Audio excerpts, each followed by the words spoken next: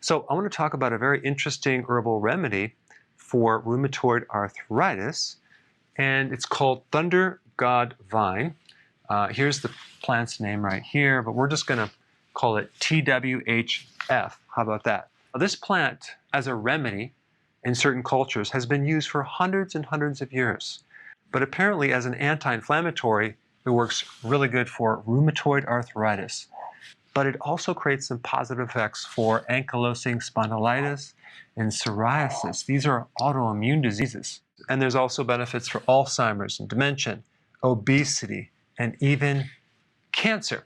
Here you have this natural remedy, hundreds of years. So in the articles that you read about this, you'll see all sorts of conflicting information. You should use advanced caution from using this herb because it could create some pretty serious side effects.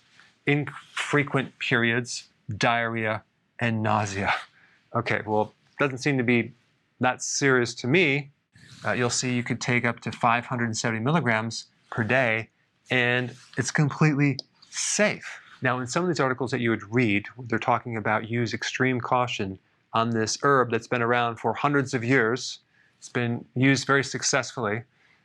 It'll start talking about this compound right here, which is called Celastrol, where they're extracting a bioactive compound from this plant and, of course, getting the patents on it. Okay, they have patents for Alzheimer's. I think there's one for obesity right here. And of course, when you patent certain extracts from nature, now you're competing with natural things. So it makes a lot of sense that you're going to have to emphasize the dangers or the side effects of this plant.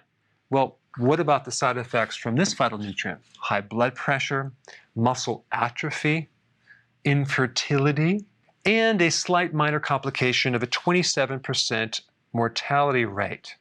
Let's see. Let's compare these side effects to these side effects. Which one actually seems to be worse? I think I'm going to go with the natural one over here. I'm not making any claims that this is going to cure your arthritis or any of these diseases. Check with your doctor before taking any of my recommendation. But if you have an autoimmune disease, especially rheumatoid, you may want to research this natural herb because it potentially could help you. Hey, we're back with another amazing recipe. No grains, no sugar, totally keto. There's no suffering in keto. Absolutely not, Karen. And it's an immune system builder. Absolutely. You have to check this out. I think you should hurry up, watch the recipe, and make it yourself. It's just so easy to be keto. But is it simple? It's super simple. We hope you enjoy making it as much as we are enjoying eating it.